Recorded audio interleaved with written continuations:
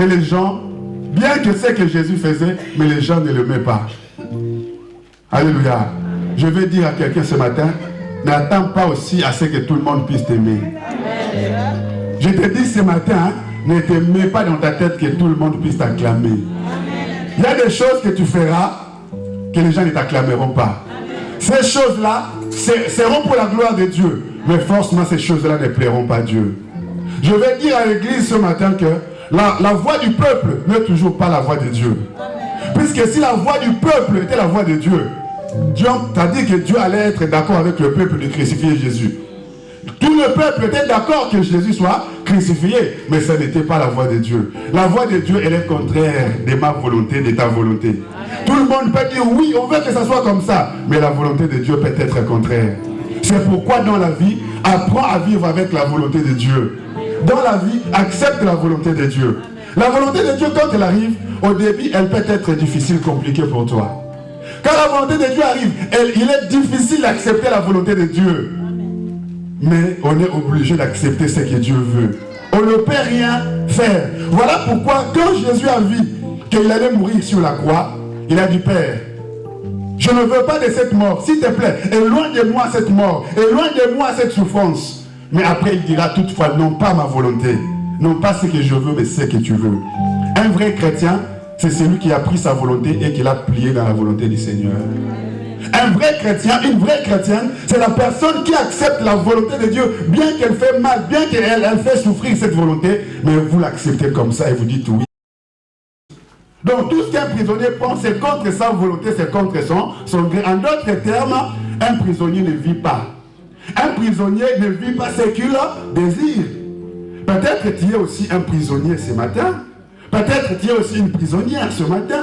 Peut-être que je suis aussi un prisonnier ce matin. C'est qui un prisonnier, une prisonnière? C'est-à-dire que tu ne vis pas ce que tu veux. Tu ne vis pas, tu n'as pas ce que tu veux avoir.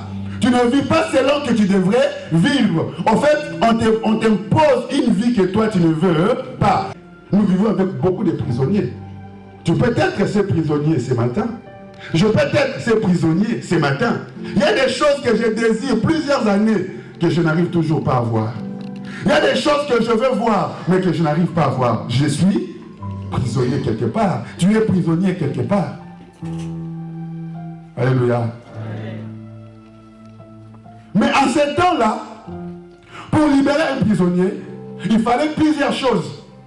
Pour libérer la personne qui était en prison, il fallait que quelqu'un se lève. Ça, c'est déjà dans l'Ancien Testament. Pour libérer un prisonnier, il fallait celui qu'on appelle un Goël, qu'on appelle un proche parent. Vienne, qu'il assigne, qu'il prenne votre place, qu'il puisse payer le prix et que vous puissiez sortir de cette prison. Alors, il faut aussi que la personne se présente. Alors, si vous n'avez personne pour accepter de payer le prix pour que vous sortiez de la prison, donc vous pouvez rester toute votre vie dans la prison. Aujourd'hui aussi pareil, il faut que quelqu'un vienne se frapper la poitrine. C'est mon fils, c'est ma fille, je vais tout faire pour qu'il soit libre. Mais nos parents, nos amis, notre entourage, ils peuvent faire que ce qui est physique, ce qui est spirituel, ils ne peuvent rien faire. Voilà pourquoi il y a de ces choses. Papa te voit souffrir, mais papa ne peut rien aussi. Maman te voit souffrir, mais maman aussi ne peut rien. Ton mari te voit souffrir, ta femme te voit souffrir, mais tous ces gens-là ne peuvent que compatir, mais ils ne peuvent rien. Ils ne peuvent que constater les dégâts. Comment tu es en train d'être fouetté. Quand vous êtes en prison, votre femme verra comment vous êtes en train d'être fouetté. Je viens te prêcher pas les dieux de jugement, pas les dieux de condamnation ce matin. Je viens te prêcher ce matin de ces dieux de grâce. C'est-à-dire un Dieu qui vous fait grâce. Qu'est-ce qu'on appelle grâce? La grâce, c'est une faveur imméritée. C'est quelque chose que vous n'avez pas mérité. Alléluia. Qui devons nous libérer pendant cette période de Pâques? Les hommes d'église, les gens ont dit non, libérez-nous Barabbas. Non mais non. Pilate dit mais on ne peut pas libérer Barabbas. Barabbas c'est un criminel. Barabbas a tué les gens. Il a versé le sang. On ne peut pas le libérer. Barabbas c'est un homme mauvais. Barabbas a fait des avortements. Il a détruit les filles d'autrui. Barabbas a fait beaucoup de mal. On ne peut pas le libérer. Non, nous voulons Barabbas. Libère-nous les meurtriers. Libère-nous les meurtriers. Alors, qui voulez-vous qu'il entre dans la prison à la place de Barabbas? Puisque la prison là ne peut pas rester vide. Quand on libère quelqu'un, il doit y avoir quelqu'un qui prend sa place. Bon, ce jour aussi, il n'y a personne qui a commis du meurtre. Personne n'a fait du mal. Selon vous, on n'a personne. Donc, Barabbas doit rester et être condamné. Puisqu'il n'y a personne à libérer. Pendant cette période de Pâques, il y avait une famille qui se réjouissait. Il y avait une famille qui pleurait. La famille qui se réjouissait, c'est la famille où ils voyaient leurs frères ou leurs sœurs être libres. Cette famille-là était contente. Il y avait aussi une autre famille qui pleurait aussi, puisque leur frère ou sœur est en prison. La prison ne peut pas rester libre. Le bonheur des uns font le malheur des autres. Il y a des fois, il ne faut pas avoir la compassion humaine. Il faut avoir la compassion de Dieu. Il y a de ces choses, il ne faut pas laisser les sentiments humains agir. Laisser la volonté de Dieu agir. Puisque la volonté de Dieu te veut du bien. La volonté de Dieu te veut t'amener dans ta destinée. Alors, qui voulez-vous que l'on libère? Non, libérez-nous, Barabbas le meurtrier. Mais cet homme leur dira, mais je trouve que vous ne réfléchissez pas bien. C'est un meurtrier. Il dit, on s'en fout. Mais Jésus là, qu'est-ce qu'il a fait? Non, même si Jésus n'a rien fait, mais nous voulons qu'il soit en prison et que cet homme-là meure. Puisque pendant la période de Pâques, quelqu'un doit être libéré et quelqu'un doit mourir. C'est question de vie ou de mort. Qui va mourir et qui va vivre? C'est toi qui vas mourir ou tes ennemis qui vont vivre? C'est toi qui vas vivre ou tes ennemis qui vont mourir? La question est posée. Pendant la période de Pâques, une personne doit être libérée et quelqu'un d'autre doit mourir. Le fils de son père est venu prendre la place du fils de quelqu'un. Il a dit, toi le fils de quelqu'un, sors. Et moi le fils de mon père, je prends ta place. Et le fils de son père a donné sa vie à la place du fils de quelqu'un. Celui qui n'était pas connu. Toi le fils de quelqu'un, sors. Oui, je suis sorti, je suis libre, je suis sauvé. Mais c'est que le fils de quelqu'un allait vivre. C'est le fils de son père qui commençait à le vivre. Le fils de son père commençait à saigner de la tête, de ses mains, son côté, ses jambes. Il avait le corps humain. Il savait que le corps humain ne supporte pas la souffrance à un certain degré. Mais le fils du père a pris la place du fils de quelqu'un. Puisqu'il connaît la souffrance de l'être humain, il a dit, sors, je prends ta place. Je vais subir ta souffrance et je le prendrai sur moi. Je veux dire à quelqu'un ce matin, dans tout ce que tu peux vivre, tout le message que je peux vous prêcher, tout ce que je peux te donner comme thème, n'oubliez pas le message de ce jour, qu'il y a un Dieu de grâce, qu'il y a un Dieu de faveur, qu'il y a le fils de son père. Il est là uniquement pour prendre le fils de quelqu'un et le faire sortir de la prison et lui prendre sa place. Voilà pourquoi la semaine, j'ai dit, c'est pour la liberté que Christ nous a affranchis. Je viens t'annoncer ce matin. Je viens t'annoncer ce matin qu'il y a un Dieu d'amour. Des fois, nous avons dans notre tête un Dieu difficile. Je dois seulement lutter pour m'en sortir. Je dois transpirer pour m'en sortir. J'ai dit, au-delà de tout ça, il y a un Dieu qui t'aime. Qui peut faire des choses au-delà de ce que toi tu attends. Je viens t'annoncer que hormis tout ce que tu vis comme rejet, il y a quelqu'un qui a été rejeté à ta place. L'humiliation, il y a quelqu'un qui a été humilié à ta place. La souffrance, il y a quelqu'un qui a souffert à ta place. Prends conscience aujourd'hui que je suis Barabbas. Moi, Soleil, je suis Barabbas. J'ai insulté, j'ai calomnié. Toi, tu as avorté. Toi, tu as été dans la sorcellerie. Tu es allé voir le marabout. Mais de ce meurtrier, est-ce que tu sais que tu es meurtrier comme tu es là? Il y a de ces choses que tu as fait dans ta vie. Même ton mari ne le connaît pas, ne le sait pas.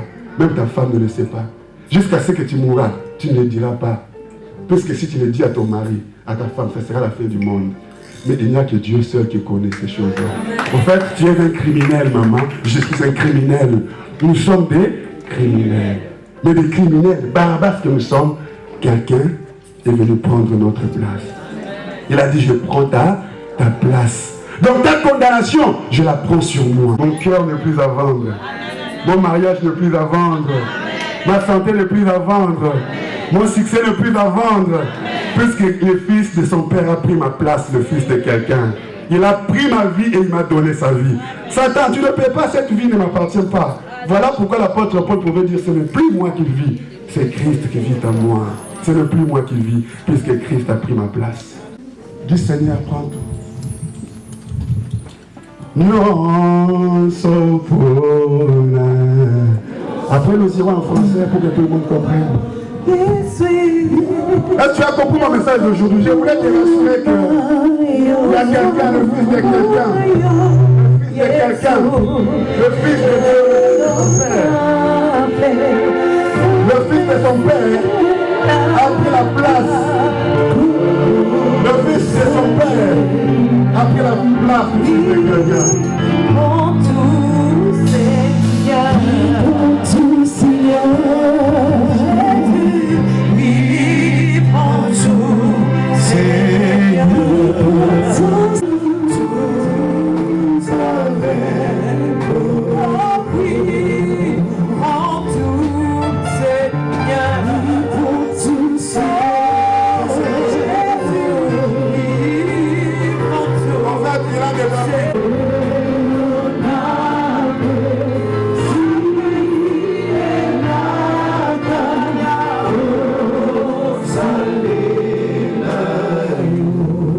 Seigneur Jésus. Seigneur Jésus. Je vais avec délivrance, ta guérison. Commence à confesser. Je vais regarder le corps de Jésus. Je confesse. Seigneur, chacun la grâce. Il y a ma chacun la mort de la vie, Seigneur. Nous sommes de Jésus. Nous sommes de la école.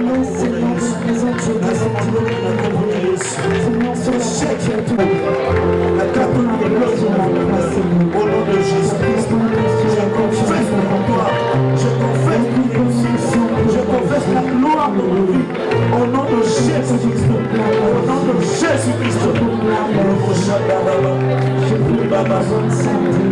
nom puissant de Jésus. Au nom de Jésus.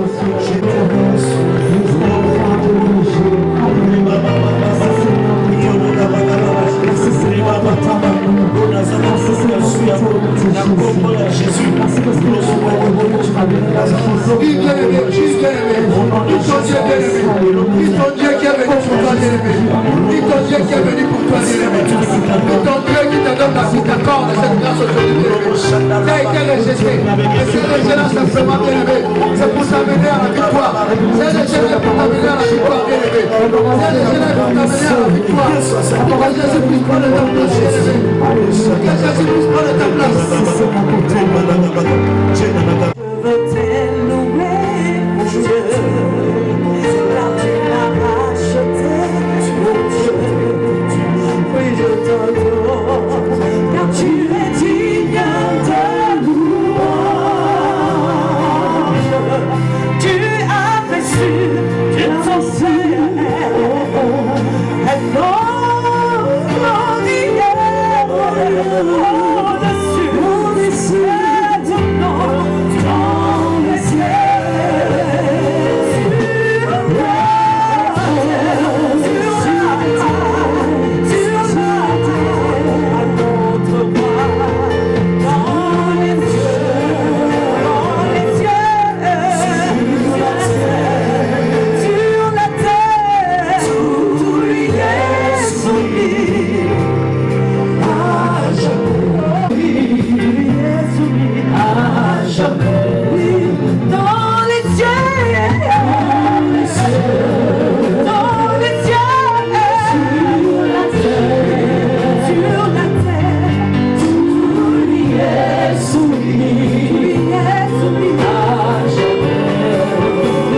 Alléluia. C'est pour la liberté, bien aimé, que tu as été affranchi. Bien aimé, proclame ta victoire. Parce que si tu sais que tu as été affranchi, si tu sais que le Seigneur Jésus t'a affranchi, si tu sais que tu as obtenu ta victoire, bien aimé, proclame ta guérison. Proclame ta victoire à ce moment. Parce que le Seigneur Jésus te fait libre. À ce moment, le Seigneur Jésus te fait libre, bien aimé. À ce moment, le Seigneur Jésus te fait libre. À ce moment, le Seigneur Jésus te fait libre, bien aimé.